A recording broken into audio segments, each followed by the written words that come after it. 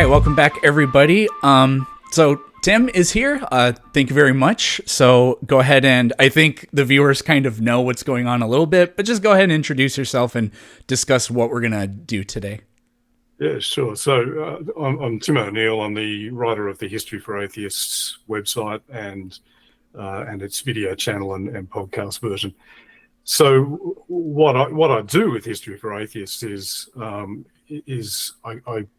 I zoom in on some stuff about history that many of us, we atheists, get wrong. I'm an atheist, have been all my life, about history. So it's very specific. And the reason I do that is that, we are meant to be rationalists. We're meant to check our facts. We're meant to stick with the consensus of scholarship, not go off on our own interpretations if we don't know what we're doing. And unfortunately, a lot of, not all, but a lot of atheists, including some quite prominent atheists, don't bother doing that when it comes to history. They're much better at that when it comes to science. But when it comes to history, it seems like, whatever goes. So a lot of people take things which are common misconceptions, and we're going to be talking about some of those today, about history, and also just plain flat out myths, and also some fringe theories, and run with them because they make Christianity or religion generally look bad.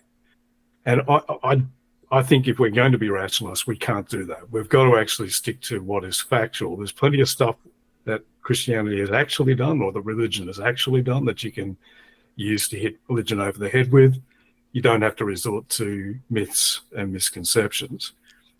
So I'm in a fairly niche position where I'm actually criticizing my own side. Yeah. Which doesn't make me real popular with some people. And it was interesting reading the comments on your last couple of videos where lots of people was telling you what a terrible person I was, and that I was a great big poopy head, and that I should be ignored, and that I'm an idiot. So thank you for having me on the show despite that. Let's just say I recognize some of the names, and no pun intended, but there's a little bit of history behind some of those comments. Oh, interesting. Yeah. Yeah. So look, I get that people don't like being told that they're wrong, and we all make mistakes, and I've made them in the past, and I've had to correct them. So there's nothing wrong with that. You mentioned that I nominated you for the crappy Golden Ori Award, which is a joke, but it's an award I award at the end of every year for. It's not for the dumbest atheists on the internet, and it's not for people who just make mistakes. It's for people who perpetuate myths and misconceptions about history and then refuse to accept that they might be wrong. Oh, okay. So when they're shown that they are wrong, they either reject it, refuse to look at it, or try and argue against it, or try to argue for their own kind of fringe version of history. So you were nominated at a point where you seem to fall into that category, but you have since, very much to your credit, Eric, you have since realized maybe I need to know a little bit more about this. You've admitted that you got a couple of things wrong. And that's why after our exchange on Twitter the other week, I was saying to people, back off. This guy does look like he actually wants to understand history rather than just use a distorted version of it as a stick with which to hit religion. And so I really wanted to have a chat to you and see if by the end of this conversation, you can maybe see why I'm saying some of the things I'm saying, and I can elaborate on a couple of points and go into a bit more detail, because we could yell at each other on the internet. But I'd much rather have a conversation. And if we get to the end of the conversation and you still disagree, then fine. But I think what I'd say is a couple of things. First of all, I've studied this for 35 years. So this is, I've got a pile of books on my desk, and that's just a selection from my shelves. I've been reading on this in depth for a long time. So I won't pretend to be an expert, but I'm working from the scholarship of people who are. The second thing is, I think it's really important as rationalists that we are aware of two potential pitfalls. One is confirmation bias.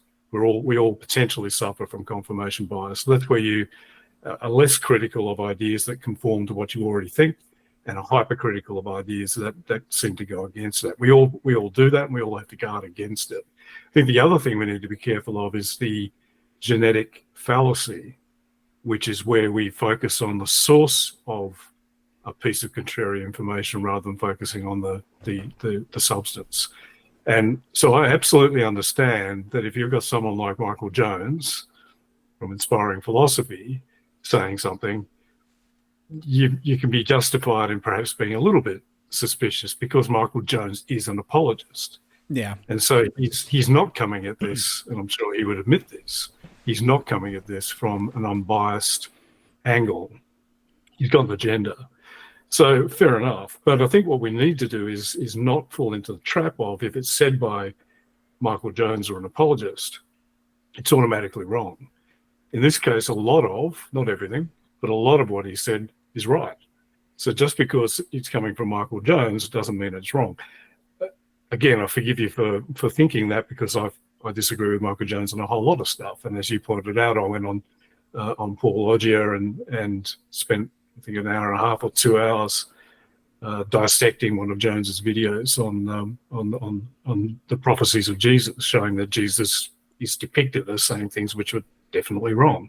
Jones tries to defend Christianity and he bungles it. But I think the difference there is all of the authorities that Jones draws on there are all not just Christian, but conservative Christian apologists.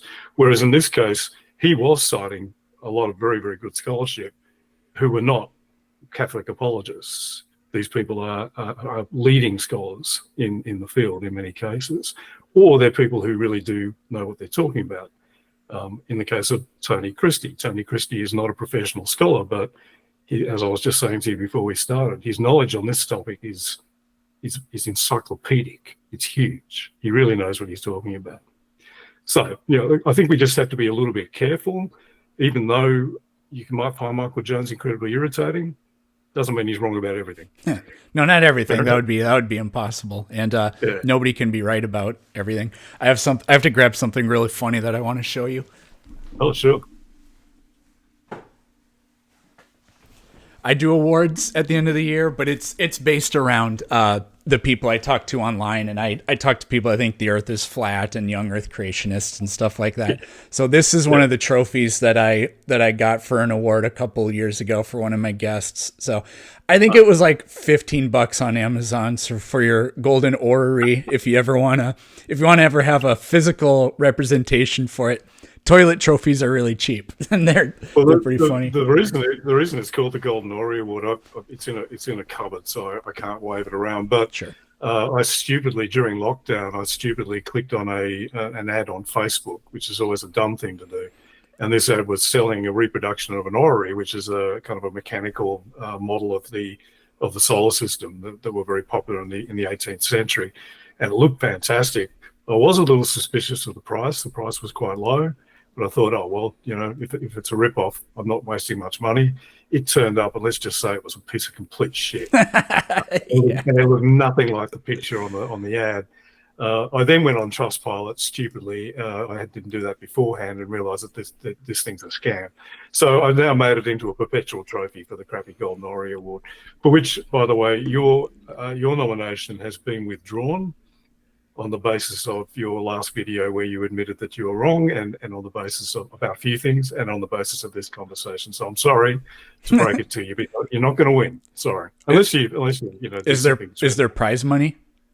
Oh, none whatsoever. Then I don't really care, I guess. So the other thing, just we'll totally get started, and but just commenting on going through the information. Another thing is, historians don't agree with historians, and they get things wrong. I mean, like Gibbon thought homosexuality was a major cause of the fall of the Roman Empire. And it's like, yeah, I mean, in the 1800s, you could say that and maybe get away with it. But I mean, Gibbon's an extreme case because Gibbon was more of an antiquarian than a historian. So he was writing before history as a discipline really came into being, which was in the 19th century. Mm-hmm. But I think that's a good point, because something that a lot of people, particularly people who come to this from the sciences and who haven't actually studied history formally, so been trained in historiography, kind of get a bit confused when there's two historians who seem to be saying different things. And that's because history is a matter, like all humanities disciplines, it's a matter of interpretation, and therefore it is quite subjective. Yeah. And historians also change their minds on stuff. So we'll talk about today how I've changed my mind on one thing, but we'll get onto that in a minute. Yeah. But let's talk about the stuff that you discussed in your last video, Sure thing. because you did to your credit say I got a couple of things wrong. So how would you like to kick it off? We can just go chronologically on everything, I Yeah, guess. So I think the vehement suspicion of heresy was like the first thing I talked about, where I went through why I thought that meant what. So I thought Galileo really was convicted of heresy, and every source I looked at said the same thing. I was looking yeah, for something to tell me something otherwise. And when I looked into vehement suspicion, I just tried to figure out, okay, well, that's weird, and I don't know what that means. And I watched your video with Tony, and I didn't hear a very clear explanation of what it was. yeah. So I was like, okay, I still don't exactly know. I found this Catholic website that, from what I can tell, it means something like you're being not like an accessory to heresy, but like you're perpetuating propaganda that will make people come to believe in heretical positions, which is wrong. It's not the same thing as outright declaring heresy, but it's like you're promoting heretical positions. Yeah, look, and that's reasonably accurate. And I think one of the things that is important is you're going to hear me use the word context a lot today, because a hell of a lot of historical analysis is based not just on looking at, say, a source document, but looking at it in context. And this is why you have to kind of understand why that document was written, who wrote it, what they were trying to achieve, what the audience was, but also looking at things like terminology. So a lot of the mistakes and confusions that people who haven't studied this topic make is that they read stuff in the documents or read stuff. I get people quoting the sentence of Galileo at me all the time and saying, this is what it means, and it's wrong, because they don't understand the context and they don't understand the technical terminology. The Inquisition, in this case we're talking about the Roman Inquisition, was a highly bureaucratic, highly legalistic organization, body within the Catholic Church that had developed over centuries and was made up of canon lawyers. Now, if you think lawyers can be pedantic and nitpicking and frustrating, then I can assure you that canon lawyers are even worse. Yeah. Right? Because canon law is all about theology, it's all about doctrine and dogma. But these guys were absolutely meticulous in classifying things and breaking things down into hierarchies and defining things. To the And point unless where it you almost becomes unhelpful. 'Cause it's like, absolutely, yeah. So, right? But what it means is that a lot of the documents about this trial are kind of impenetrable for people who just read them and don't get the understanding of what it means.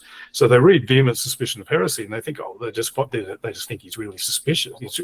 They're really suspicious that he's a heretic.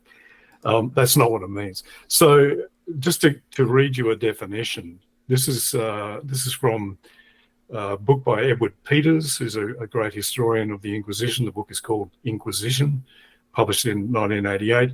If you do any course at university, as I've done, on the Inquisition and on heresy in the Catholic Church in the Middle Ages and the early modern period, Peters' book is pretty much the textbook. So page 63, he talks about these definitions of degrees of theological error and the degrees of problem that you can get yourself into with the Inquisition. There was what was called the Council of Tarragona. This was in 1242, so long before the Galileo case, and they defined a number of things, which then became part of canon law and therefore was used by the Inquisitions, plural, after that.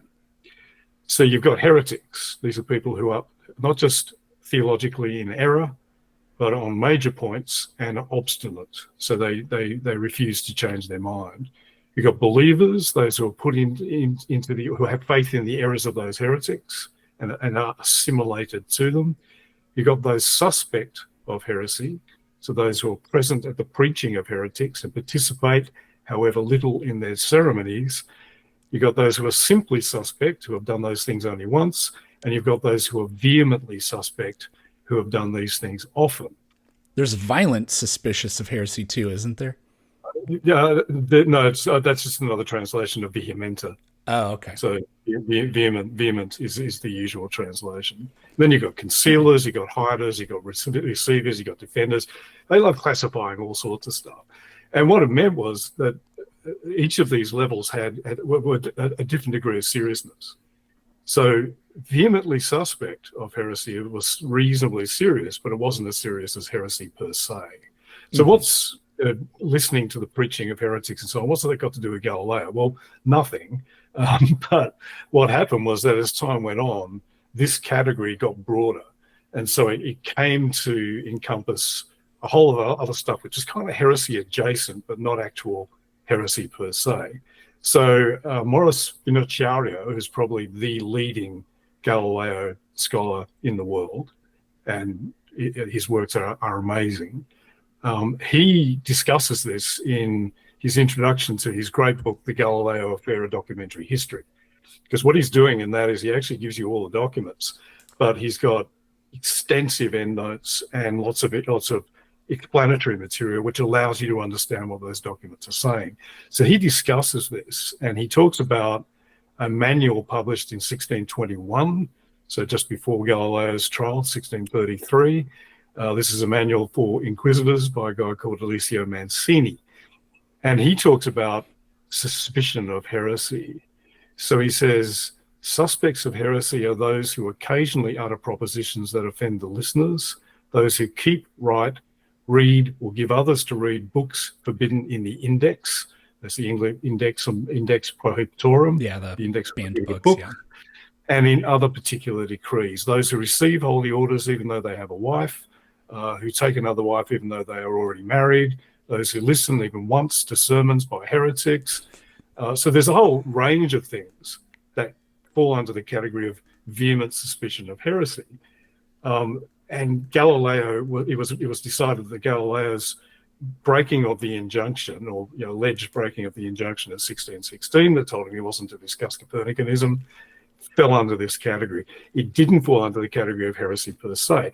That's because heliocentrism and Copernicanism was never defined as a dogma of the church. So saying that the universe was geocentric was never a dogma of the church. That can only be defined by the Pope or by an ecumenical council. So this was what they basically decided was this was a lower level of theological error, and him breaking that injunction was merely vehemently suspect of heresy. Now, a lot of people in your comments said, this is all semantics. Who cares? Doesn't make any difference. Well, actually it does, because no one got executed for being vehemently suspected of heresy. And you often read that Galileo was in danger of being burnt at the stake. He wasn't. That was never going to happen, because he was never accused of anything that was serious enough. Even if he was accused of heresy proper, by the way, it was actually, you generally didn't get burned at the stake even if you were found guilty of heresy. You usually got some sort of penance or imprisonment. It was only like the really, really obstinate heretics or people who recanted and then went back to their theological error. They were the ones who got executed. The Inquisition tried not to burn people, which sounds weird to us, but they tried not to burn people, because that was a mission of error. That was a mission, of failure. They were trying to get people to come back to what they regarded as the proper theological position. So it was only when they completely failed that they executed people. Still awful they executed anyone, but does that help? Because vehement suspicion of heresy is literally not heresy. It's a lower level, and it is important. It's not just important because it meant that Galileo was never in danger of being burned at the stake. It's also important because it meant that later, in the later 17th century, when the consensus of science changed, the church was able to walk back the injunction of 1616 and the Galileo condemnation by saying, well, we never really said it was a dogma. That was just a ruling of the Inquisition, and so it's okay. We can say that was wrong. They still kind of did that very quietly because it was still embarrassing. So yeah, that's important for that reason too.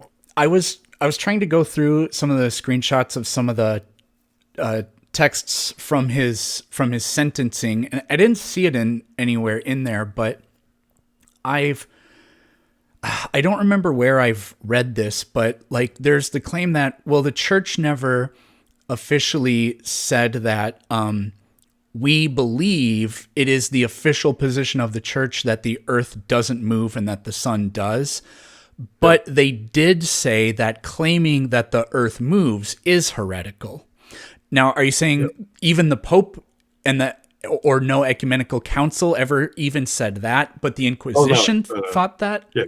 Yeah, it was just a ruling by the Inquisition. Now that had weight, that had a lot of weight, and actually the 1616 injunction divided the movement of the Earth around the Sun and the motion of the Earth, so the diurnal motion of the Earth. They declared the first one to be formally heretical, and they declared the second one to be likely contrary to the Scriptures, which is two different things, and one is more serious than the other. But it was never a doctrine of the church, and that because that could only be declared by the Pope or an ecumenical council, which is usually headed by the Pope. Right. And that was a big deal. So that would have been very, very difficult for them to walk back later on. Whereas something that was just a ruling by the Inquisition - the Index, they were two connected congregations, was something that carried weight. It could be reversed, and it was reversed by the early 18th century. Yeah, in 1822, the church officially accepted heliocentrism. Basically, I'm writing an article on this at the moment. I heard they got sued, and they like had to. It's like this it's a weird thing. There was a court case in the 1820s where basically a very old-fashioned guy in the Vatican said, no, we're still sticking with the old ruling, and everyone said, you've got to be kidding. It's kind of hilarious.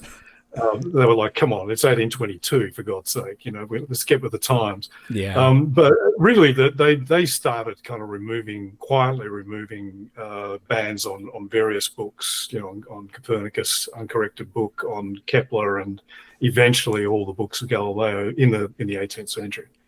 Okay. But they didn't do it with great fanfare because it was kind of embarrassing. So the Inquisition did say claiming the earth moves is heretical, but it wasn't an official church doctrine or dogma. That's it, exactly. Okay. Yeah. That's difficult because if it's heretical, but it's not technically heretical because the boss never said it, that's pretty unfortunate for people to have to work with. It's also very, very confusing. Yeah. And the other thing is, things like terms like vehemently suspect of heresy has the word heresy in there. So again, it's very confusing. So I don't blame you for saying, well, hang on, what the hell? Yeah. I do blame you a little bit, Eric, for maybe making pronouncements on this when you hadn't done a whole lot of study on it, because this is really complicated stuff. So you kind of have to really dig down into it. And this is why it's a little frustrating for someone like me. People often say, but. And you pointed out quite rightly that a whole lot of stuff that you find on the internet on this, it was backing up what you thought. And that's because most of the stuff that you find on the internet on this is crap. Yeah. This is why I read, books. And this is one of the things about history. We tend to be taught history. You think back to the way you were taught history at high school. We're taught history as narrative. So we're taught it as stories. And what you find once you get to university level is most of those stories are much more complicated. And actually, there's a lot of nuance. In fact, there's a lot of disagreement about what the actual story is. So it becomes less and less easy to say, here's what happened. Yeah, like when Franz Ferdinand was assassinated, that started World War I. And like chronologically, that's true. But why did each country have the alliance that it had? And why was that such a big deal? And so on and so forth. And could it have happened some other way? Was it inevitable? These are all the questions. Really, historical analysis is about asking three questions in order. First one is, what actually happened? What is most likely to have actually happened? We can't get a definitive answer. It's always a matter of probability. So what is most likely? Secondly, why did it happen that way? And thirdly, what does that tell us? But you can't answer questions 2 and 3 without answering question 1. And question 1 is the tough one to answer. So, and again, we'll talk about some of the nuances. because there are disagreements, lots of disagreements about what happened in the Galileo affair, why it happened that way, and what that means. Yeah. But on the question of vehement suspicion of heresy, does that make things clearer for you? Yeah, I'm pretty sure it does. I have a tangential thing. I don't want to spend a lot of time on it. It's just something I've heard, and I wonder if you know anything about this. But I had heard that the book used Copernicus's book to make the adjustments for the Gregorian calendar so they could celebrate Easter closer to the time that they did when just after Jesus died. I heard they used his book to do that, but then they censored the book, And is there anything to that? Yeah, one of the interesting thing about Copernicus is that he's not the first guy to come up with a heliocentric model. There were a couple of guys earlier who did so, but what the models they came up with were so incredibly complicated that no one found them very useful, and they were almost completely forgotten. The reason Copernicus was remembered is that while his model actually was pretty complicated, I mean, it had more epicycles and other kind of mathematical fudges than the Ptolemaic model, but it actually made the calculations of a lot of stuff simpler. So as a calculating device, it was actually really useful. And this is the main reason why when it came out, people read it and read his arguments for this being a cosmological model, not a mathematical, astronomical model, and said, well, okay, that's not very convincing because there's all these objections to that. But then they got to the actual mathematical bit and thought, this is pretty useful. So that's why it kind of hung around. There's a book by Owen Gingerich called The Book That Nobody Read, which is a bit of a misnomer in the title. But what he basically did was he looked at all the surviving copies of De Revolutionibus, the book by Copernicus, from 1643 onwards, and looked at how they were used by looking at which parts of them had lots of notes and which parts of them were, had bookmarks and wine stains and thumbprints, and which parts of them didn't. And he found that the cosmological stuff at the beginning was largely free of that stuff, whereas the mathematical stuff that made up the rest of the book was heavily used. People were using it as a calculating device. They weren't convinced, for good scientific reasons, which we might talk about in a minute, but they weren't convinced by the cosmological arguments, but they did find it useful. So yeah, it was a useful calculating device. This is another reason why when in 1616, the injunction didn't say we are now banning Copernicus. What it said was it's to be banned until corrected. And then in 1620, I think it was, they released the corrections saying these sentences and these two paragraphs are about 5 or 6. These need to be changed. Other than that, you can use it. And even the corrections were ignored outside of Italy. Virtually no one outside of Italy paid any attention to that. People just kept on using it. Yeah. It also didn't, the banning, the corrected version, didn't actually stop the debate about the models. People just in Catholic countries just sort of said, well, Holy Mother Church in its wonderful wisdom has said that this is contradictory to the Bible. And so, of course, we nod to that. But it's an interesting hypothesis, so let's talk about it anyway. So they just sort of put this disclaimer at the front, then they just went on with the conversation. So it didn't make a huge amount of difference, even to the astronomical discussion. Okay, that's fascinating. Does that make sense? Yeah. We actually skipped the first thing, which was, did Galileo have permission to talk about heliocentrism hypothetically? So I feel like I don't think he did. So it's so confusing because I never, my position was that the Inquisition always said, no, you do not. And there's the myth about Bellarmine told Galileo he could, and he produced the letter. I go over that in my video. I don't want to, and it didn't happen. Sure. But this is where I hear confusing things, because in your interview with Tony, from what I could hear, I listened to multiple minutes before and after, he says that was the case and you agreed, but then in your discussion with Sebastian, I pretty sure I heard you say, no, he never had permission. And in Twitter, you said that it was a complete injunction. So this, I don't know. You tell me. Let me clear this up. I've changed my mind. Okay. Yep. Yeah. And this is something that happens in the study of history. You read some stuff, you read a whole lot of other stuff, you read the documents, you reread the documents, and you can get new perspectives and you can change your mind, because it's not like the sciences. It is all quite subjective. Now, I could change my mind on this again. 3 years ago, when I was talking to Tony, Tony was and still is very much of the opinion that the 1616 injunction was saying he could still discuss it hypothetically, he just couldn't hold the Copernican position, and the Copernican position being, in this interpretation, that it's true. Okay. So he was not allowed to discuss or teach or hold that it was true, but that still gave him leeway to treat it as a hypothetical. And 3 years ago, I kind of agreed with that. I agree with that.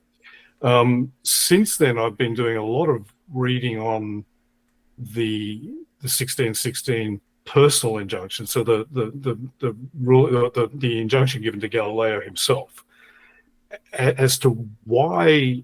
There's a couple of interesting things about it. I mean, first of all, the wider public injunction that on Copernicanism never mentions Galileo, doesn't ban Galileo's books, does mention Foscarini, who is the other guy making similar arguments to Galileo, and bans his book but doesn't mention Galileo. So why was Galileo not mentioned in the public declaration? Why was Galileo given this private injunction that was personally to him? Why was it private?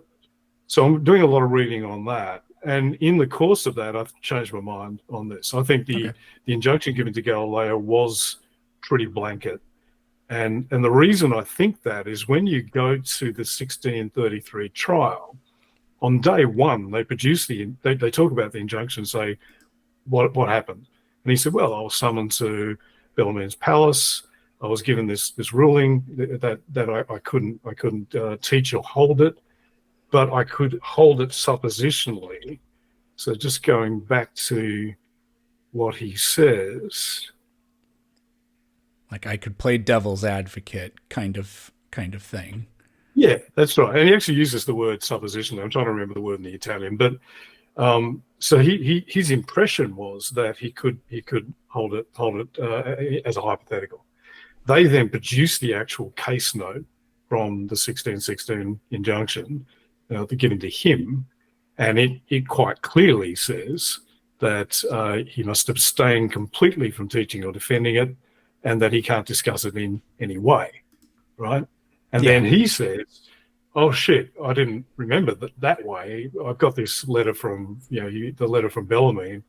I thought it meant that I could still hold it hypothetically. So I'm reading that pretty much as saying he wasn't allowed to discuss it at all. You could then argue, and I think Tony might argue, well, why didn't the trial end there? Why did they then go on to discuss whether or not he had discussed it in the dialogue? Hypothetically, why did they then go on to argue that he had actually argued it as being the most likely and most probable reading? I'd say it's probably because they were hitting him with a 1-2 punch. The first punch was, here's the injunction and you've broken it. The second punch was, even if you try and say you were arguing hypothetically, you weren't. So I think that's it. So I've changed my mind. Now, next time I'm talking to Tony, maybe he could talk me out of this. we'll see. Talk to me in 3 years' time, I might have a different view, but that's the reason why there's a bit of a contradiction there, because these things evolve. I read that stupid sentencing so many times, and I kept reading this, not to teach it to others, nor defend it, nor ever mention it, and in default of acquiescence that you should be imprisoned. So if you violate this, you agree that you will be imprisoned. And I could not see any way around that, them saying, don't even mention it, so we don't have to deliberate that. Yeah, but I think there's another point actually on this, in that when he was sort of saying, oh, well, I thought I had that leeway, they then questioned him about whether he had brought up the injunction in his conversations with the Pope in the lead up to the writing of the dialogue, and whether he brought it up in his conversations with Father Visconti, who was the secretary of the Sacred Palace. Visconti was the guy whose job was basically, among many other things, he kind of ran the papal palace, but his job was also to oversee publication of officially sanctioned works. So most of the dialogue between, or most of the conversation between Galileo and the papacy about what he could or couldn't put in his book was with Visconti. Visconti was an interesting guy. His nickname was Father Monster. That's because he I've was, created almost. shall we say, he was a larger gentleman. He liked his pasta. So from Monstro. And basically Galileo kind of hoodwinked Visconti. He pulled a Swiftie. He wasn't meant to put the argument from Tides in the book, and he found a way to do that. So Galileo is a little bit on the sneaky side. I think Galileo knew what he was doing, and then kind of pretended that it was all perfectly innocent. So yeah, I think on the whole, you're right. No, you're right that he was forbidden to discuss it in any way. What happened though was Bellarmine died, 2 popes died. He now had a pope who was his friend, formerly Cardinal Barberini, had been very much a fan of his, and he thought he could sneak this book out with his great arguments, and everyone would be impressed, and he would be a hero. Didn't work that way. Yeah. He also stumbled into a political landmine, which is a whole other story. I mean, he made the Pope look extremely foolish. One of the things that I think Michael Jones gets wrong, and he also cited James Hannam on this. Now, James is a great guy. I know James well. He's written a terrific book called God's Philosophers about medieval science. But they both kind of present this idea, and Tony does too, that one of the things that got Galileo in trouble was that he put the arguments of the Pope in the mouth of the character in his dialogue, Simplissimo. Yeah. And Simplicio can mean, or be interpreted as meaning the simpleton or the fool. And so the Pope was angry. Now, this is a story you read a lot. And in fact, I've come across people saying this is what it was really all about. I'm of the opinion that that's not true. And Finicciardio makes this argument very strongly. The reason I'm of that opinion is that we actually have quite a bit of documentation from 1632 in reaction to the publication of the dialogue, where, yes, the Pope is clearly very, very angry, and they're looking at the book very carefully. They're even looking at the frontispiece of the picture on the front page to see if there's some kind of sly joke about the Pope's coat of arms. So they're really kind of looking for reasons to be angry. Yeah. There's no mention in any of this of this whole Simplicio simpleton fool idea. That doesn't appear until 3 years after the trial. So it first pops up in 1636. It seems to be a little bit of court gossip. It seems to be an urban myth. It's a good story. That's why it keeps getting repeated. It makes sense too. It does, yeah. But if that were the case, I think we would find something from 1632 that indicates this, and there's nothing. So I think it's a story that popped up later on and has just been repeated ever since. So I think Jones and I think Tony is wrong on that. I haven't discussed that one with Tony. Yeah. Is this Urban the Eighth or Urban the Eighth? Yeah. Okay. So I remember reading some documents, and one of the cardinals said something to the effect of, and I don't remember which pope it was, because the pope in 1616 was the other guy whose name I can't remember right now. Yep. But they said something to the effect of, the Pope is so adverse to facts that you have to tread unbelievably lightly when you talk to him. And even the Inquisition was like, this guy is so dumb, or just thick-headed. Yeah. Urban was a very smart guy. He wasn't dumb, but he certainly he was a grand aristocrat. He was a great Renaissance prince. He had very, very big ideas of his significance, and the whole reason Galileo started writing, got the idea right, the dialogue in the first place, is that Urban was told that there was some German Protestants who were thinking of converting back to Catholicism, but the one thing that was keeping them from it was the 1616 injunction against heliocentrism. Oh, wow. And Urban was like, well, hang on, we based that injunction on the scientific consensus, which is firmly against heliocentrism. It's not that we don't understand the arguments, we do. And then Galileo and his friends, including a cardinal, said, hey, this could be our chance to get the whole heliocentrism question back on the agenda. And so Galileo then had some audiences with the Pope, and the Pope said, okay, you can write this book where you present the arguments for the systems even-handedly, but you've got to put my position at the end, which is that this is all instrumental. There's no way we can actually decide which of these is true, which is the Pope's scientific position. And his theological position was, and we shouldn't because it limits the omnipotence of God. So this is the argument that the book finishes with. Though the way that Galileo presents it, it's not terribly convincing. It's just kind of tacked on. Yeah. But that's the context for the book. And this is what he was meant to be doing. And of course, if you read the dialogue, it's not an even-handed presentation at all. It's heavily, heavily biased towards the Copernican side. He just thought he could pull a swift one. I have it. Do you know the book collection Greatest Books of the Western World or something like that? Yeah. I have that entire collection. I found it for super cheap because those books are so expensive. But yeah, I flipped open like Aristotle, Galileo, Copernicus, and I look at, and I'll read a paragraph and I'm like, this is incomprehensible. The way people used to write. Oh man, it's bad. Yeah, it's pretty tough. Copernicus is dense. I'm happy to admit I have not read De Revolutionibus, and I'll just take the words on it from people who have. The dialogue is actually pretty readable.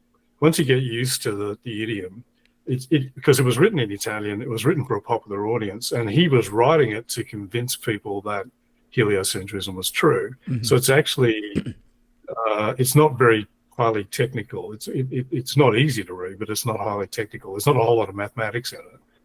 It's largely sort of logical arguments. So if you got a lazy afternoon, stick with it. I think it's worth reading. It's a great book.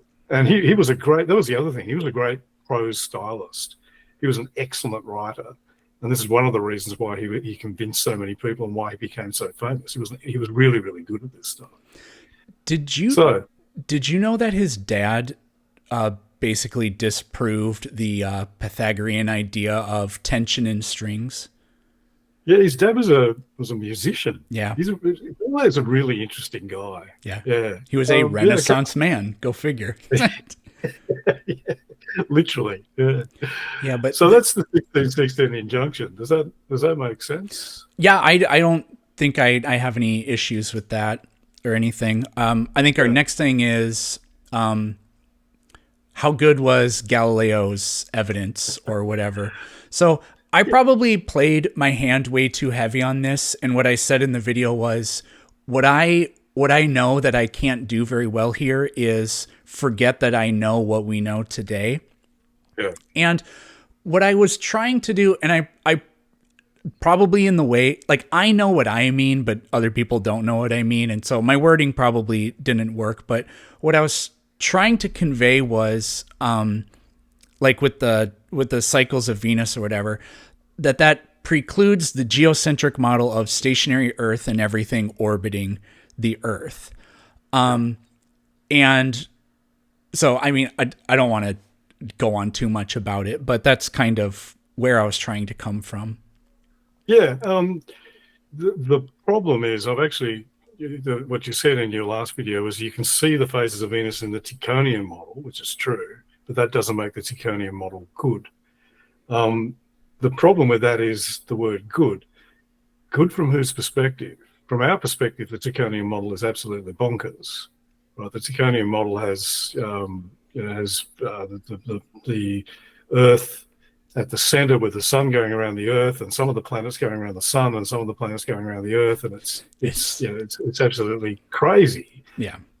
In retrospect, because we know that that's not true, but actually in the 17th century, it fitted the data best, both astronomically and cosmologically.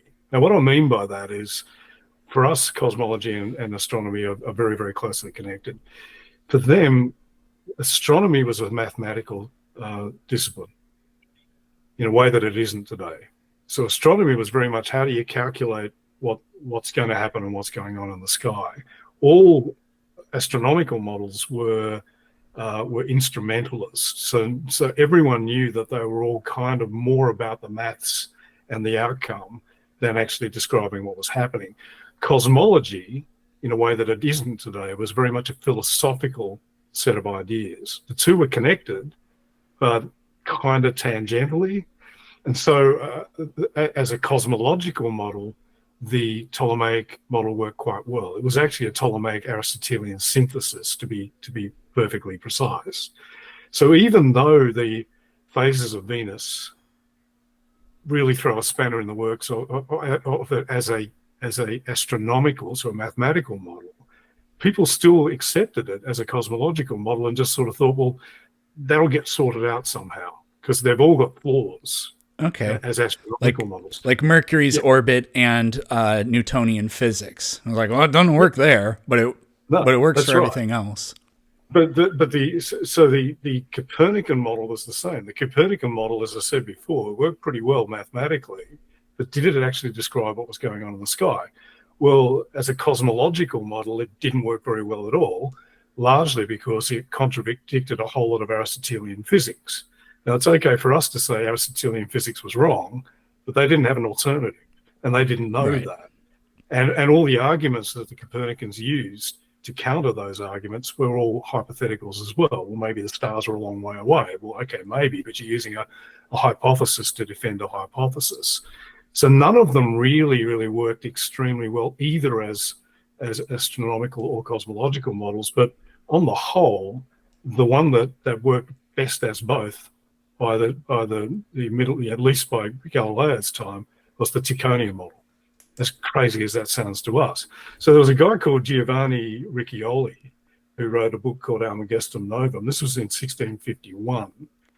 So that's 9 years after Galileo died and long after the Galileo trial. He wrote this thumping great 15,000-page book, which was basically the book that Galileo was meant to write.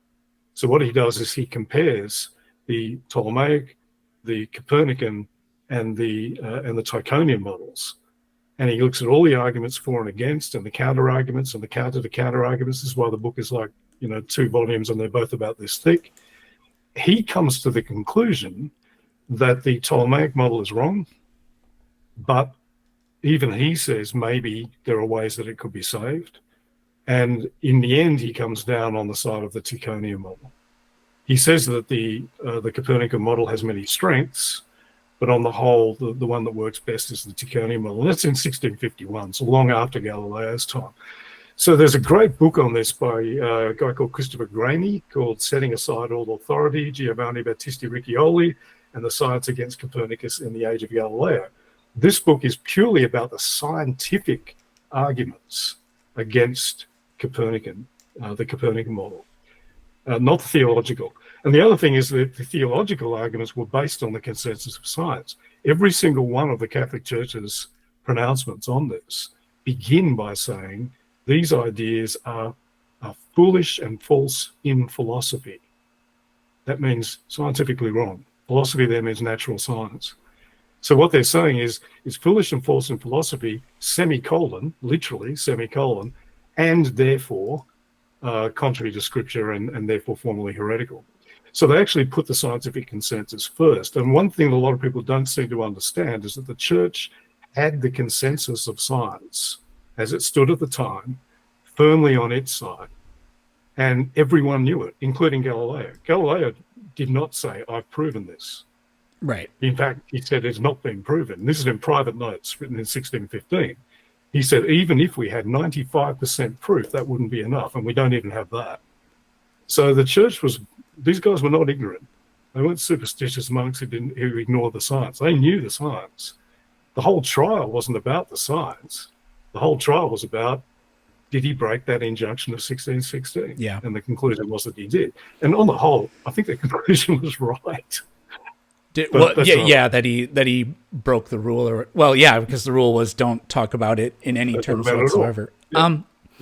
So I want to not exactly push back, but what you just said, compare that to what I see in the sentencing, and then the other thing that like Jones and I don't know, maybe Tony a little bit. I'm not sure. And I'm not sure what your opinion is, but what if Galileo had written a book where he talked about elliptical orbits? I've said I still don't think the Inquisition would have gone easy on him or been like, oh shit, we were wrong or anything like that. I know Jones, like when I said that, Jones said, and his source is, trust me, bro. And I said, no, my source is what his sentencing is. Now, you said they always prefaced it with it's philosophically wrong and therefore contrary to scripture. Yep. But that's not what I read in the sentencing. And obviously there's other documents than the sentencing. But I think you probably know what I'm going to say because I've said it so many times, so I'll just do it again. An opinion can in no way be probable, which has been already declared and finally determined contrary to the divine scripture. Yeah. So here again, I'm going to use that word context. First of all, the sentence is a conclusion. It's not a statement. So it's a conclusion of all of the evidence that's been given to the Inquisition up to that point. And that includes a number of independent assessments of Galileo's writing, both the dialogue and his other writings, that were given to a whole range of people. The three assessors came back and said, we've read his stuff, and here's our assessment of what he's saying. The key word in that you just read there is the one that's translated as the word probable. But in the Italian, the term is actually espressamente probabile. So not just probable, probabile, but espressamente probile, especially explicitly probable. So what they're saying is that he is arguing that this is the most likely, the most probable reading of the evidence. And so what they say is, even if that's all you're doing, that you're arguing that it's most probable, this is still a serious error because there's no way an opinion declared and defined as contrary to divine scripture may be probable. So he's the problem is that he's not just saying it's possible. He's not even just saying it's possible and maybe likely. He's saying this is the most likely. Okay. Right. And it's been and that therefore is contradicting the 1616 injunction that says this is contrary to scripture. Why is it contrary to scripture? Because the consensus of science, this is the bit that most people miss, says that it's wrong. And if you go back to that is based on Bellarmine's ruling. Go back to Bellarmine's letter to Foscarini, again, context. He says in his letter to Foscarini, well, if it could be demonstrated that this is true, then yeah, we'd have to change our interpretation of scripture. But no such demonstration has been shown to me, which is his very subtle and wry way of saying, come on, we all agree, we all know that it hasn't been proven. Mm-hmm. So then he says, so in case of doubt, what we have to do is uphold the rulings of the ancient church fathers and the learned doctors of the church, that the scripture has been interpreted the right way. So you have to get these layers of context in order to understand what that bit in the sentence says. And I appreciate you went to some effort to try and understand this. You loaded into ChatGPT and so on. Look, that's great, but the problem, ChatGPT doesn't understand the Italian terminology. It doesn't understand the context of, say, Bellarmine's reasoning. It doesn't understand the theological debate that had been going on for a century before that about whether scientific stuff falls under the Council of Trent's ruling about scripture being pertaining to matters of faith and morals. There's all these layers of context, and unless you understand that, you're not going to interpret this in the right way. You can understand what it means, but you can understand what it says, but you're not going to understand what it means, and there's a difference. Yeah, I was aware of that letter Bellarmine wrote, but the issue I had with that was he was dead. Yep. I don't know. I mean, it's not as if every cardinal of the Inquisition thought the same way and were equally dogmatic or equally open-minded.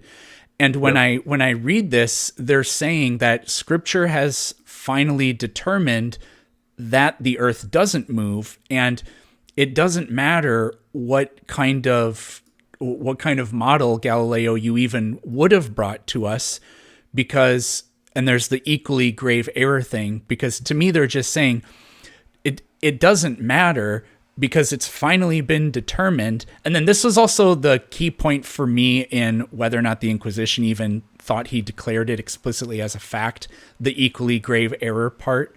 Because to me, they're saying there, it doesn't matter if you didn't declare in the book, I, Galileo, think that the earth moves.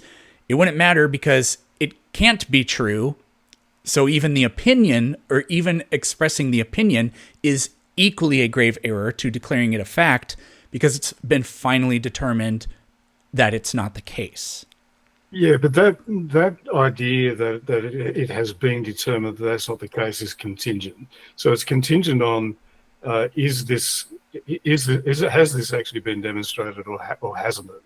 And this ruling does depend on what Vehement said in 1615, because it's referring to the 1616 injunction, which was written by Vehement. Right? Okay. So Vehement is saying, unless we can demonstrate that this is true, we're going to stick with the traditional ruling of Scripture, or reading of Scripture.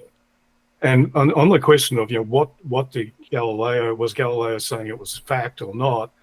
There's a whole lot of the writings of the submitted to the Inquisition on, I think it was the 17th of April, so halfway through the trial, on that very question. What was he thinking?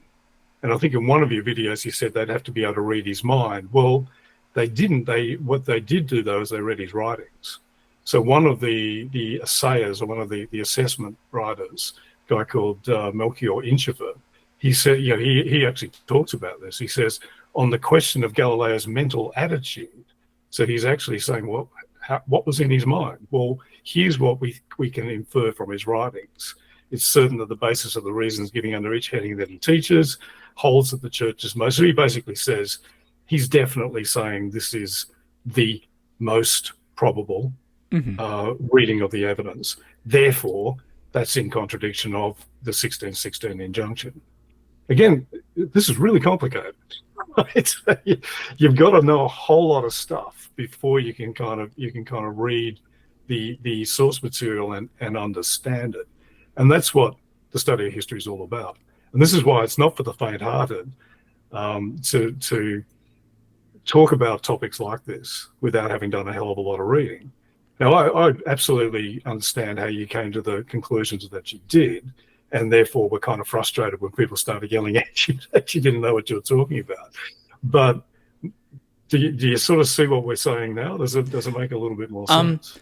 I do, but we're gonna have to spend more time on the did Galileo say it or whatever. Because I was listening, but I actually don't. Is it your position that Galileo did declare that heliocentrism is a fact? Because that was the other thing. Between our exchange on Twitter, I didn't actually get an answer out of you. Yeah, sure. Declare it, no. But was it clear, very clear from the dialogue that that's what he was pushing? Yeah, and that's really what the assessors were saying in their writings. The one by Melchior Inschiffer is really interesting. It's about 5 pages long, and he goes through the dialogue in some detail. But he also refers back to other writings by Galileo. His letter to the Grand Duchess Christina, his letter to Castelli, and his letters on sunspots. So basically, they're using that word again, context, to say, well, he doesn't explicitly say it's a fact, but come on, that's what he's doing. And again, if you read the dialogue, you can see that's exactly what he's doing. Halfway through the dialogue, the third guy in the argument, who's meant to be kind of the neutral party, he's sided with Salvati, and he's arguing with Simplicio as well. Yeah, it's pretty clear. It's pretty clear what Galileo's trying to do. So I guess I don't disagree with what you're saying. That's what I would have said before this whole thing started. But Jones kept saying, no, he did say it's a fact. I'm like, but he didn't. He believed it. He wrote in a way that was true to the spirit of what he believed, but he didn't outright declare it. And then the other thing that I think is kind of important is that he wasn't convicted of heresy, because if he had done it, then that's a slam dunk for the Inquisition, then they can. No, because if he had argued that that it was if he'd come out and just basically said it was a fact, he still would have just been found vehemently suspect. Oh, okay. Because disobeying an injunction by the Grand Inquisitor, it's naughty, but it's not on the same level as, say, denying the existence of Jesus. So it's not full on heresy. It's still a lower level. That's why he wasn't charged with heresy. But the Inquisition's position was that declaring that the Earth moves is heretical. Formally heretical. It's still, because it's not a doctrine or not a dogma of the Church. It's still a lower level. Okay, so he could have been convicted of formal heresy or something like that by them. I think the whole reason they charged him with vehement suspicion is that whatever he had done, it wasn't at the same level as say denying the divinity of Jesus. Okay. It wasn't against an actual doctrine of the Catholic Church. In 1615, his letters on sunspots was his letter to Castelli was submitted to the Inquisition by his enemies, saying, "Is this guy a heretic?" And the Inquisition read it and said, "No, this is fine. There's nothing in here that's actually contradictory to the doctrines of the Church." The real problem was that he made the Pope look like an idiot. And this is something that a lot of people don't understand. This is why I always say the trial of Galileo has got nothing to do with science. It's politics. So what happened was Galileo was a courtier who was raised up by a Renaissance prince. He was given a great deal of attention by the Pope. Lots of people paid attention to that. He was given multiple audiences. This was remarkable because he was a nobody. And then he wrote this book that he released in 1632, and it had clearly had gone against this 1616 injunction. The reason this annoyed the Pope so much is that this is at the height of the 30 Years' War. So the background to this is the 30 Years' War had by this stage had developed into basically a superpower clash between the Kingdom of France and the Kingdom of Spain. So the Holy Roman Emperor, who was also King of Spain. The papacy was caught in the middle, literally, geographically, had France to the north and the Habsburg Kingdom to the south, but also caught in the middle in that both these guys were Catholic monarchs, and both were saying to the Pope, "You need to side with me."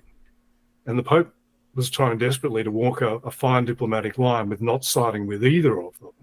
At this point, the war was going badly against the Spanish. The Spanish were putting a hell of a lot of pressure at the court, or at the papal court in Rome, on the Pope, saying, "You're not backing us hard enough, and you're a bit lax when it comes to Protestants, and you're a bit slack when it comes to heresy generally, and also you're a little bit too Italian. You're not as austere as we would like you to be. You like your pastor as well as Father Monster." So he was under a lot of political pressure. And then in the middle of all this, up pops fucking Galileo with this book that is basically saying, "Hello, heresy." And then the Spanish pointed to this and said, "See, this is what we're talking about. His little pal, Galileo, is coming out with this largely heretical book." The Pope was furious. And then the Pope turned to the Inquisition and said, "Make an example of him. I want him crucified." And then the Inquisition went and had a look at their files. They found the 1616 personal injunction to Galileo, said to the Pope, "Are you aware of this?" And the Pope said, "No, I'm fucking not." So if he was angry before, he was even angrier afterwards. Right. This is what the trial was all about. They were going to find a way to make an example of him one way or another. Now, the fact is, he gave them plenty of ammunition, right? So when people are trying to use this as a whole thing about the Church being anti-science, had nothing to do with it. The Church had the science on its side. One thing that Morris Finocchiario says is that he hates the way that this whole story has been hijacked by this science versus religion stuff. It's actually a story of radical new thinking versus conservatism. And it's a story of politics. It's a story of court politics and of international politics. Once you understand all that, the whole story changes. It actually becomes much more interesting. Yeah. Because Galileo was he was a troll. He was very good at annoying people. He made a lot of enemies. He was funny. He was hilarious. He was very popular. We tend to think we tend to think people. Sorry, we tend to think people back then just weren't like that, like that there weren't trolls and there wasn't propaganda. But like you go to Pompeii and there's dick drawings on the walls for graffiti and people writing about gladiators they didn't like, oh, he's a little mama's boy, piece of shit, blah blah blah. Human nature is consistent. People haven't changed. I mean, certainly the mindsets are often very different. So we have to be careful that we don't go too far with, everyone's just like us, because in many ways they're not. But in many respects they are. Galileo, I think, was one of those. There's two types of brainiac nerds. There's the ones who are kind of shy and not very confident, and then there are the ones who are so bloody confident because they've always been the smartest kid in the room that they're actually unbearable. And they think they're right about everything all the time. Galileo was one of those. Okay. He was also politically naive. He just had no idea. People were writing him letters saying, mate, you've walked into an absolute landmine, minefield here. Yeah, here's how you can get yourself out of it. But no, he was going to go to Rome and he was going to dazzle everyone with his amazing argument. He got into the trial and basically fell apart. They ripped him to pieces because he just wasn't good at this stuff. It's a great story, but the thing is, I find the real story much more interesting than the mythological story. And the real problem that people have with me on this is that I take their toys away because I don't let them use the mythological story to beat up the Catholic Church. I say things like they had the science on their side. I say things like he hadn't proven it. I say things like, he actually was in the wrong in a very real sense, and that's no fun. But frankly, I don't give a fuck. I'm interested in real history, and if that means you don't get to hit Christianity over the head with this, then bad luck. Yeah. Which is why people don't like me, Eric. Well, it's you can't be liked by everybody. At least the way I think, like I do debates. That's like what I do, and normally I debate. The people I talk to are kind of low hanging fruit. But I don't pick them. They pick me. I leave it open and I accept all guests. So I'm not picking who I talk to. But sometimes people who I'm arguing against, or people I don't know, they're just like, you're being kind of like rude or whatever. It's like, I don't care because I'm right. So it's like, because we're talking about the shape of the earth here. Okay, not everything warrants respect. As my father used to say, don't get into an argument that you haven't already won. Yeah. Which was his way of saying, make sure you know what you're bloody talking about. I think I've watched some of your videos and I found them highly enjoyable. Yeah, it's we mix humor in with the oh man, I got a really good one coming out in a couple days. I talked to a flat earther today and oh boy, that guy. I want to go over a couple things. Some of them are just like some historical, just like little tidbits or whatever. But I want to do not exactly pushback, but like kind of sort of pushback. So the whole thing about if Galileo had a better model, a mathematical model, it would have been accepted, so on and so forth. Well, I think when I say no, I think I'm right, but I'm realizing for the wrong reason. And I just want to hear what you think about this. Because let's say he had developed a heliocentric model with epicycles, so on and so forth. He still had a complete injunction. So I guess I'm not fully convinced that would have gone well for him anyways. Now, in the past, I said it's because of what they said at his trial that it's been finally determined contrary to the scripture. So it doesn't matter what you would have said. It wouldn't have mattered. But I guess now this is a what if. So I'm just curious what your thoughts are. Hypotheticals are difficult because you have to change a whole lot of parameters. So who knows? I think it's the short answer. The circumstances would have to have been very different. And also probably Galileo would have had to have been a completely different person. Because I think if he had presented it as a kind of a hypothetical and it kind of gained traction in the way in which eventually the Keplerian model did, then maybe they would have eventually have accepted it. The main reason why he ran into trouble was, as I said, because of this political stuff. That's why it all blew up.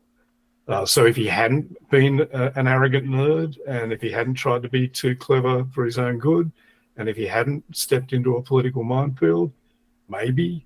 But I think, it was interesting in one of your videos, you said, oh, they wouldn't have changed their minds anyway. And then you kind of said, well, but I suppose they did, but that was only because they eventually they couldn't ignore the evidence.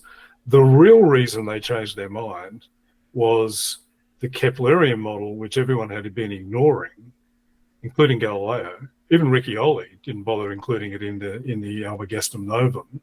But what happened was that people started to pay more attention to Kepler. And that was for a number of reasons. It kind of got popularized through some almanacs, which are popular handbooks of calculating tables. But on the whole, eventually it emerged that the Keplerian model was useful because it had a real advantage of being right. But the other reason the Keplerian model was really good, it was really useful for calculating, was it wasn't based on the same data as the Copernican and Ptolemaic models. It was based on the newer and better data that Tycho Brahe had amassed in the last 10 years of his life. So Kepler worked as a kind of assistant to Brahe, and he put together a set of tables based on Brahe's observational data called the Rudolphine tables. He based his model on the Rudolphine tables, whereas Copernicus had based his on the data used by Ptolemy, and that stuff was old. It wasn't very good, and it had been corrupted over the centuries. So the data was better. So first of all, the three laws of planetary motions work because they're right. And secondly, it was based on better data. More and more people started actually using Kepler's model, and more people started to realize that it worked because it was right. And then along came Newton, and Newton's third law, Newton's physics proved Kepler's third law.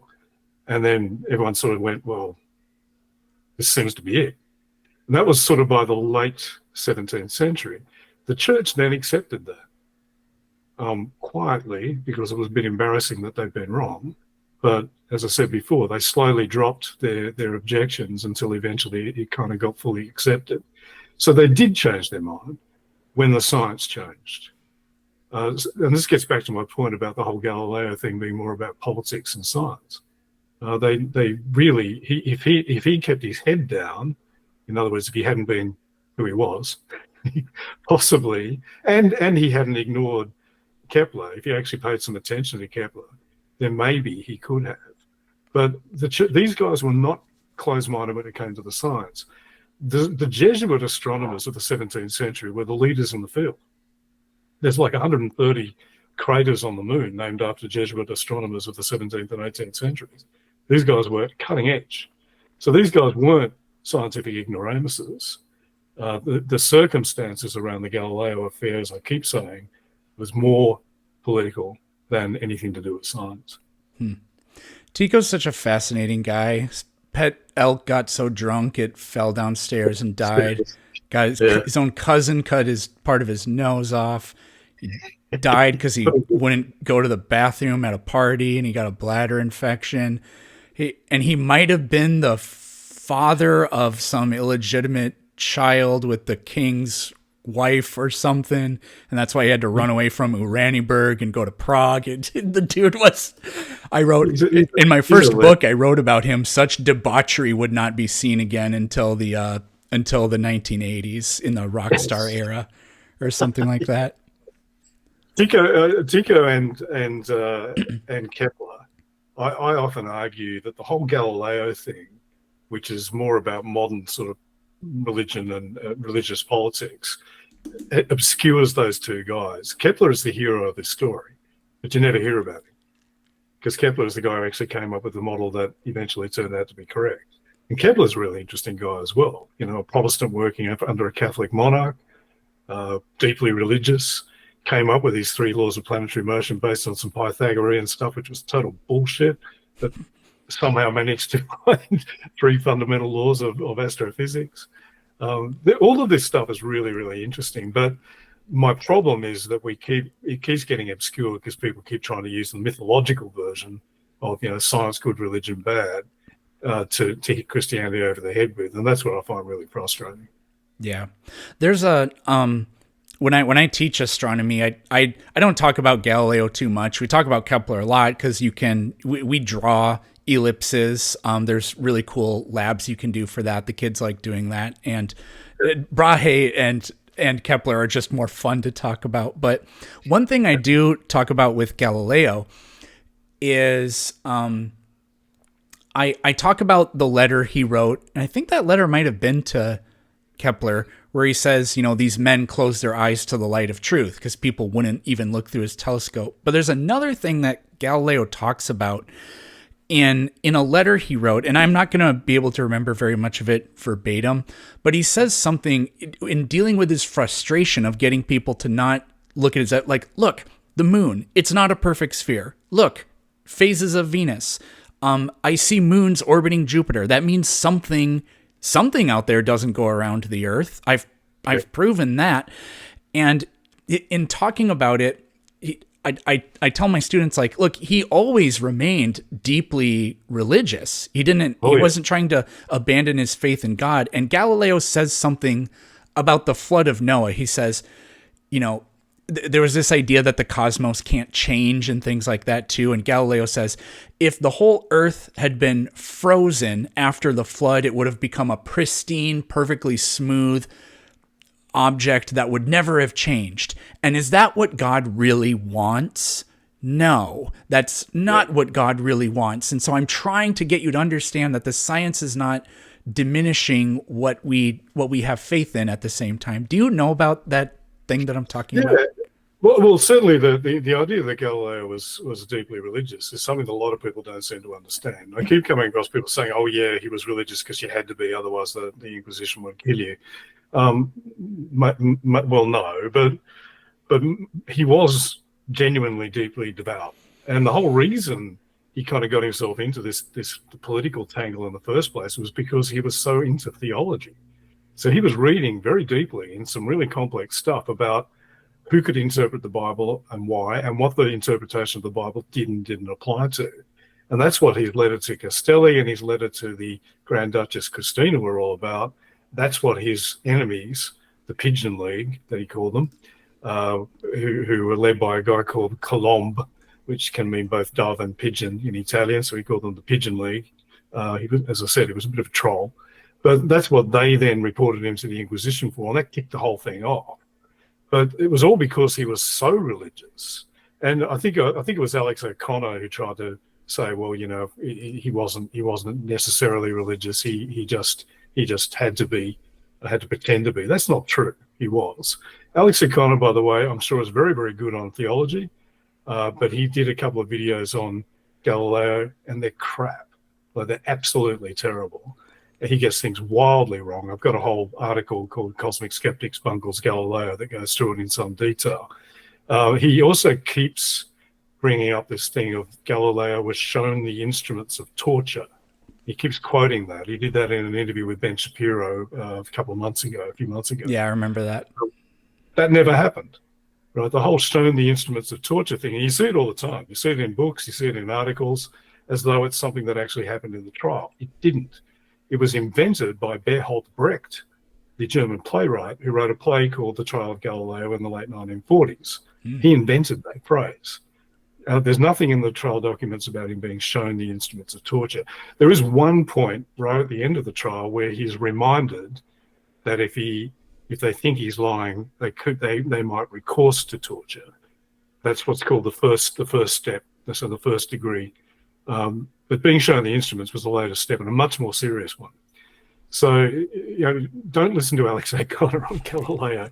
He doesn't know what he's talking about. And people really shouldn't touch this subject unless they have done a lot of deep reading on the scholarship. And there'll probably be people commenting on this video, calling me a poopy head and telling me I don't know what I'm talking about and trying to argue with me. All I'd say is knock yourselves out, kids. But I'd strongly suggest that if you haven't done many, many, many years of reading of the scholarship, and you're just working on your kind of gut feel and pop history knowledge, I'd strongly say it might be an idea to shut up. All right. Well, I think that, funny enough, I'm writing a book called, it's mostly finished, but it's called Facts That Aren't True. And there's a whole section about myths about Christianity. I talk about some stuff in the Bible, like Adam and Eve ate an apple. No, they didn't. Goliath was 9'11". No, that's just so. And the Septuagint doesn't say that he was. It says he was 6'7". It's the Masoretic text that says he was the other height. Exactly. Depends on the cubits, but anyway, yeah. And the Immaculate Conception, people think that's the conception of Jesus. It's not. It's Mary. The Constantine made the Roman Empire Christian. He didn't. That story's really cool to go through because it even has Santa Claus in it. And punching a heretic at the Council of Nicaea. Arius. The whole thing was Arius's fault. People hated that guy. But the one I go through is that Christian holidays and beliefs are stolen from like pagan religions or whatever. So I might have to send that to you to see if it. And I'm debunking the myth. Oh, good. So yeah, that's the whole thing. Because the book's funny because the book says a bunch of things that aren't true, but that's the premise. I start with the fact that isn't true, and then I talk about why it's not true. So like it says Christian holidays and beliefs are taken from pagan religions. Okay, here's why that is not the case. And look, every year at Easter, Christmas, Halloween, and now St. Valentine's Day, I have to do a whole Twitter thread saying, here's why this isn't true. And people will then post links to pop history articles saying it is. And I say, yeah, but have you noticed that those articles don't actually cite any evidence? Like they just repeat this myth over and over and over again. This is why the internet is bad for history. Most of the stuff you find on the internet is absolute crap. Unless it's actually written by an academic and it's citing scholarship, then I just say just take it, anything you read about history on the internet with a grain of salt. Because it's much more inclined to be, hey, wow, did you realize this? And it's usually clickbait rather than anything actually real. I'd love to have a look at that section because I'm obsessively nerdy about that topic and more than happy to have a look at it for you because that's a really good topic to debunk. Yeah, I'll just it's in a Google Doc. I'll share it with your email.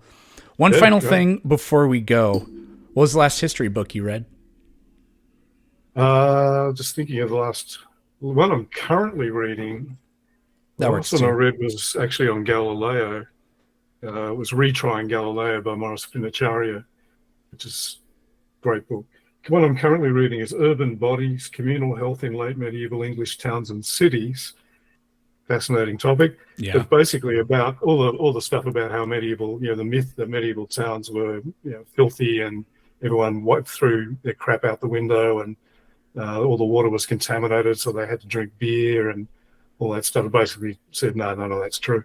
And I've heard the beer pretty thing, dry. Yeah, well, the beer thing's true. They drank beer because beer's nice, and also because it has a lot of calories. So it was a good way of getting calories into you. So it was like a sports drink. It was also lower alcohol. That's so weird to think about. Yeah, kids used to drink ale. It was but it was mainly because it was a good energy boosting drink. It was a good way to ingest grains. That's fascinating. Yeah, if there's a famine, drink beer. That's so crazy to think about. But yeah, that's totally true. Yeah, that's the current one. It's a great book, but not exactly what you call light reading. There's lots and lots and lots of documents written in Middle English which I can read, but it's pretty dry. I know you have I'll have to send you I'll send you multiple parts for my book. I'll send you the whole history piece and you can read into it. Because another part in there is pre-civilized people were without violence. That's that's the Jean-Jacques Rousseau view of history, that the myth of the noble savage and all that stuff. And I go through and I watched some, I didn't watch the entire thing, but your stuff about, Pinker's Enlightenment and stuff like that. I listened to all your critiques and he was really influential for me, the Better Angels of Our Nature and Enlightenment Now was really influential for me for dispelling that myth. I don't use his book as a source in mind, but I go through and I outline that there was violence. I'm not saying most people most of the time, but there's huge instances of it. And something I found really fascinating because you learn about these Christian monarchs and the horrible things they would do to people. Under Henry VIII, during Henry VIII's reign, they executed 72,000 people. And it's like, holy crap. And you could be executed like for being Jewish or for, declaring a heresy or whatever. And I compare it to the Aztec Empire, and you find that the numbers are actually about the same per capita. Yeah, it's really fascinating. Yeah. But it was really cool. I looked at the bloody laws or whatever. They came up with over 200 ways you could receive capital punishment. I was like, holy, 200. And, they just had to make stuff up. But what was really fascinating, because I put on my skeptic hat to be like, okay, don't just say because it was the Middle Ages and whatever that they were ass backwards or whatever. And I found this really cool paper on the National Institutes of Health where they divided up the UK like based on counties or regions or whatever. And you find that, and you said this earlier with like, the rules are really strict in Italy, but everywhere else not so much. Like with Copernicus's book, you find that the rate of executions in London is immense, but up in Scotland, it's like 100 times less, because it turns out people don't like doing that kind of stuff to other people. But look, I'd love to have a look at what you've come up with, because that's right up my alley. Debunking myths about history. It's kind of what I do. Yeah, it's one because I find the real story interesting, and also because it's fun. Yeah, it's great. It's like Columbus proved the Earth isn't flat, stuff like that. Like, no, people didn't actually think that back then. Yeah. The book, last history book. Well, I'm currently reading one. It's Last Days of the Inca Empire. It's so incredibly good. It's so good. I bought a book on the Enlightenment, and it's 900 something pages long. So I read the piece on science the other day, and I don't plan on reading the whole thing, but I wanted to get some different perspectives on it. So yeah, I'll history, culture, and geography. Yep, here it is. I'll share this with you right after we hang up here, but I think that'll do it. The hatchet is buried. Learn some stuff. Thank you for having me on, and I think we can now officially cancel your nomination for the Crappy Goldie Ori Award. But look, I think this has been great, because as I said to you before we started, Twitter spats can just turn into people just yelling at each other and then blocking each other. I think it's far better to talk this stuff through and to then come to a better understanding of things. I'm much more interested in doing that than just telling people that they're wrong. So thanks for your time, and thanks for being open-minded about this stuff. Oh yeah, no problem.